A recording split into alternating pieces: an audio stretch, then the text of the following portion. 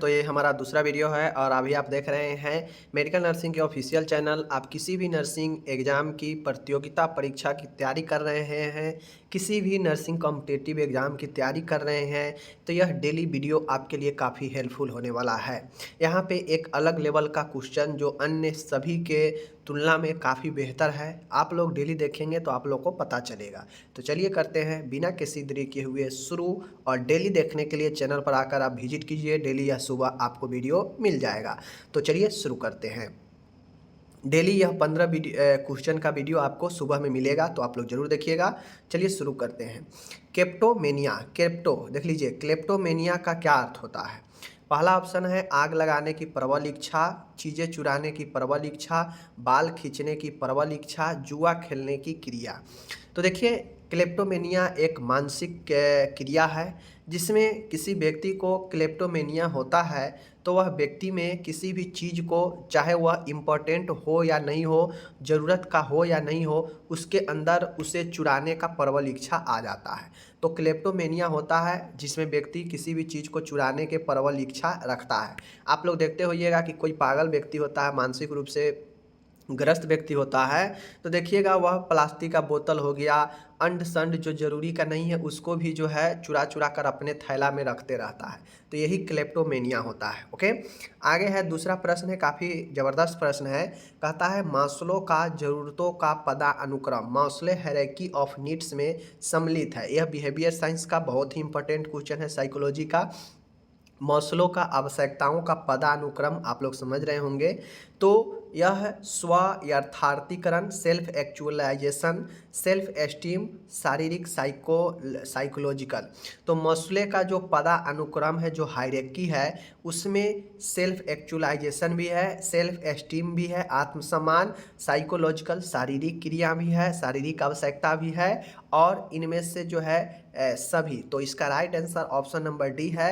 Maslow का hierarchy नियम में आप लोग को पता है कि सेल्फ एक्चुअलाइजेशन भी आपको आवश्यकता है, सेल्फ एस्टीम भी आवश्यकता है, शारीरिक आवश्यकता भी है। तो यह सब ऑप्शन नंबर डी से राइट होगा। ओके, तीसरा है, कहता है सेल्फ कॉन्सेप्ट के मुख्य घटकों की विशेषता क्या है। स्वकल्पना, स्वकल्पना का मतलब होता है कि स्वयं के कल्पना के मुख्य घटक की विशेषता क्या है। सेल्फ कॉन्सेप्ट, तो सेल्फ कॉन्सेप्ट जो है सेल्फ इमेज, स्वबिंब या सेल्फ एस्टीम, आत्मसम्मान, सेल्फ एक्चुअलाइजेशन, स्व यथार्थीकरण, और आइडियल सेल्फ, आदर्श स्वयं।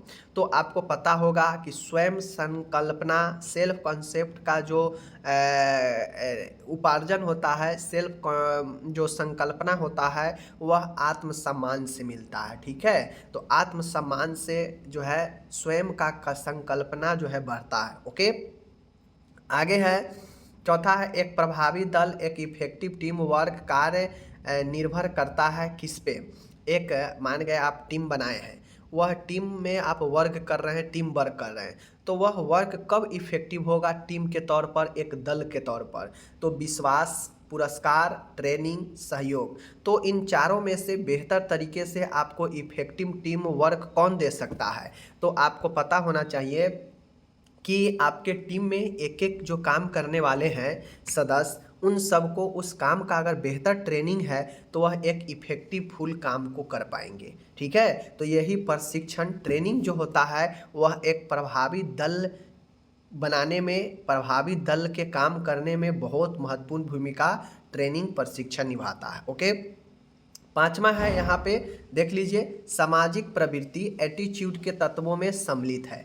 एटीट्यूड के जो एटीट्यूड होता है, सामाजिक जो प्रवृत्ति होता है, इनके तत्वों में, इनके एलिमेंट में क्या शामिल है, यानी सामाजिक सोशल एटीट्यूड में क्या शामिल है। इफेक्टिव, शारीरिक, ठीक है, मनोवैज्ञानिक, संज्ञात्मक। तो सामाजिक जो प्रवृत्ति होता है उसमें हमारा फिजिकल एक्टिविटी बहुत ज़्यादा रोल निभाता है। तो यह फिजिकल एक्टिविटी जो है एटीट्यूड प्रवृत्ति को क्या करता है, बहुत ज़्यादा निखारता है, बताता है। तो सामाजिक प्रवृत्ति के तत्वों में शारीरिक जो है हाव भाव, फिजिकल एक्टिविटी बहुत ज़्यादा निर्भर करता है। समझ गए। नेक्स्ट प्रश्न है, केप्ट कैपुट सक्सीडेनम में द्रव का जमा होता है तब उसे क्या कहते हैं। कहता है कैपुट सक्सीडेनम में द्रव का जमा होता है तब क्या होता है? तो आपको पता होना चाहिए कैपुट सक्सीडेनम जो है सिर में जो है द्रव का इकट्ठा होना, यह बच्चों में होने वाला एक बीमारी है जिसे हाइड्रोसेफलस भी कहा जाता है। तो ये होता है कि जो स्काल्प जो खोपड़ी होता है उसके सतह में द्रव का जमाव हो जाता है, समझ गए। उसमें जो CSF होता है, जो बच्चा जन्म लेता है उसको CSF अनकंट्रोल होता है, बहुत ज़्यादा बनता है, लेकिन अवशोषण कम हो पाता है, जिसके कारण यह जो है स्कल्प की सतहों में भरते जाता है और फिर जो है सिर भी बड़ा दिखाई देने लगता है। ठीक है, समझ गए। आगे है 7वां है प्लेसेंटा का वजन और भ्रूण के वजन के बीच का अनुपात क्या है? कहता है प्लेसेंटा और भ्रूण के जो वजन होता है वह कितने अनुपात में? आपको पता है कि यह यूट्रस है, यूट्रस से प्लेसेंटा लगा होता है और इसी प्लेसेंटा से जो है आपके नाभि नाल जुड़ा होता है बच्चा का। ठीक है, बच्चा का नाभि नाल जो है जुड़ा होता है इसी प्लेसेंटा से और इसी नाभि नाल के थ्रू जो है बच्चे को पोषण, ब्लड वगैरह सब मिलता है, समझ गए। तो जो प्लेसेंटा होता है, प्लेसेंटा का वजन और भ्रूण का वजन 1:6, 1:5, 1:3, 1:2। तो आपको पता होना चाहिए कि प्लेसेंटा का वजन और भ्रूण का जो भ्रूण मतलब जो शिशु होता है अंदर में उसका वजन का जो अनुपात होता है 1:6, 1:6 के अनुपात में। ठीक है। 8वां है नाभि नाल अम्बिलिकल वेन शिराएँ लाती है, क्या लाती है?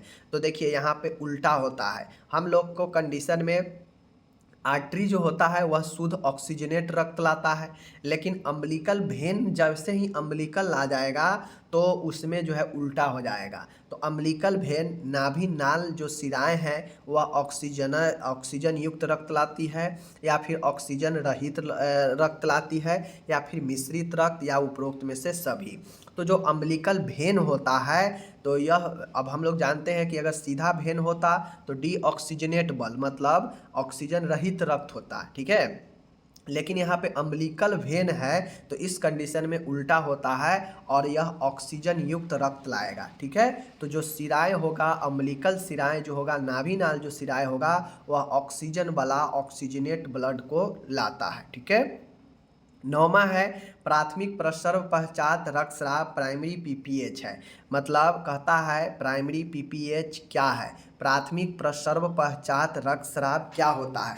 आपको पता होना चाहिए कि जो प्रसव के बाद जो रक्तस्राव होता है दो प्रकार से होता है, एक प्राइमरी और एक सेकेंडरी। ठीक है, तो देख लीजिए प्राइमरी PPH का क्या मतलब है? तो रक्तस्राव का 24 घंटे में बच्चे के जन्म के बाद आना, रक्तस्राव 24 घंटे के बाद प्यूरिपेनियम में आना, रक्तस्राव 28 सप्ताह में लेकिन प्रसव दर्द शुरू होने से पहले, रक्तस्राव कभी भी गर्भ अवस्था के दौरान। तो इन चारों में से जो सही ऑप्शन है वह ऑप्शन नंबर ए सही है। प्राइमरी PPH जो होता है वह बच्चे के जन्म के बाद शुरू होता है और प्रथम 24 घंटे तक अगर यह रक्तस्राव होगा जन्म के बाद तो वह प्राइमरी होगा। सेकेंडरी जो होता है यह रक्तस्राव के 24 घंटे के बाद प्यूरिपेनियम में आना। अब ये जो सेकेंडरी होगा वह 24 घंटे के बाद आता है। ठीक है, तो वह प्यूरिपेनियम होगा। बातें को समझ गए, आगे चलिए। नेक्स्ट 10वां प्रश्न है द्वितीयक प्रसव पश्चात रक्तस्राव सेकेंडरी क्या होता है? अभी समझा दिए आप लोगों को कि सेकेंडरी जो होगा वह रक्तस्राव जो होगा वह 24 घंटे के बाद आएगा और प्रथम 24 घंटे में अगर आ जाएगा तो वह प्राइमरी हो जाएगा। बातों को समझ गए, चलिए। 11 है बहुत खूबसूरत है प्रसव पश्चात रक्तस्राव प्रसव पश्चात PPH का सर्जिकल प्रबंध क्या है?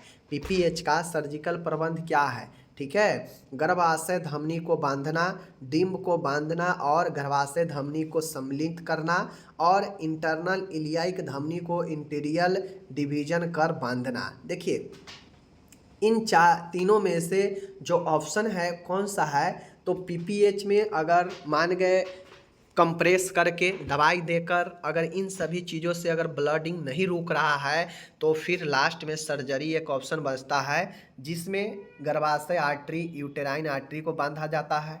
ठीक है, जो डिम्ब होता है ओवरी उसको बांधा जाता है, गर्भाशय धमनी को भी बांधा जाता है या इंटरनल इलियाइक धमनी को इंटीरियर डिवीजन कर बांधा जाता है। समझ गए, और सर्जरी करके इसमें हिस्टेरेक्टोमी भी होता है जिसमें गर्भाशय को हटा दिया जाता है। तो ये सब इसमें पॉसिबल होता है सर्जरी में, ठीक है। 12 है, कहता है प्रसव के बाद पीपीएच में निम्न में से कौन सी अवस्था में खतरा होता है। तो पीपीएच में निम्न में से कौन सी अवस्था में खतरा होता है। T1 गर्भावस्था, ब्रीच गर्भावस्था, प्री मैच्योर मेम्ब्रेन का फटना, सिजेरियन प्रसव।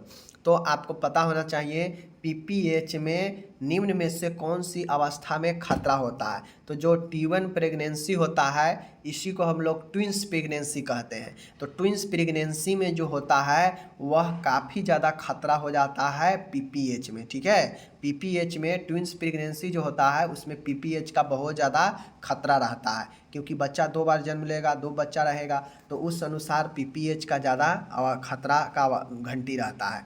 नेक्स्ट है 13 नंबर, निम्न में से कौन सी दवा ओसीडी में उपयोग नहीं ली जाती है। ओसीडी क्या होता है आपको पता है, ऑब्सेसिव कंपल्सिव डिसऑर्डर। यह एक मानसिक रोग है जिसमें व्यक्ति किसी भी चीज़ों में जो है एक भ्रम की स्थिति उसके अंदर उत्पन्न हो जाता है। जैसे वह ताला अपने गेट पर मार कर बाहर जाएगा, लेकिन अचानक उसे रास्ता में याद आएगा, कार्यालय में याद आएगा कि जा मैंने तो गेट में ताला मारा है या नहीं मारा है, मारा है या नहीं मारा है, यानी असमंजस की स्थिति उसके अंदर आ जाएगा, जबकि वह ताला लगा चुका रहेगा। उसी प्रकार से गैस बंद कर दिया है, चला गया है बाहर, लेकिन उसे पता ही नहीं चलेगा कि हमने गैस बंद किया है या नहीं बंद किया, मतलब इसमें कन्फर्मेशन की स्थिति नहीं रहता है, ठीक है। हाथ धो लेगा लेकिन उसे लगेगा कि नहीं अभी हाथ मैंने साबुन से साफ नहीं किया, अभी गड़बड़ है, हाथ गंदा है, मतलब वह बार बार हाथ धोते रहेगा। बार बार किसी चीज़ को करने के लिए बाध्य हो, वही ऑब्सेशन कंपल्सन डिसऑर्डर होता है। तो इसके लिए कौन सी दवा उपयोग नहीं ली जाती है, कार्बामेजापाइन, लिथियम, ठीक है, फ्लुक्चेटिन, डाइजापाम। तो माय डियर ओसीडी के इलाज में डाइजापाम जो है नहीं लिया जाता है, ठीक है, इस चीज़ को ध्यान में रखिएगा। 14 है, कहता है पुरुषों में यौन क्रिया सेक्सुअल एक्टिविटी की अत्यधिक इच्छा क्या कहलाती है। कोई पुरुष है उसमें सेक्सुअल एक्टिविटी काफ़ी ज़्यादा है, काफ़ी ज़्यादा जागृत होता है उसे सेक्सुअल एक्टिविटी करने के लिए, तो उससे हम क्या कहेंगे, निम्फोमेनिया कहेंगे, ठीक है,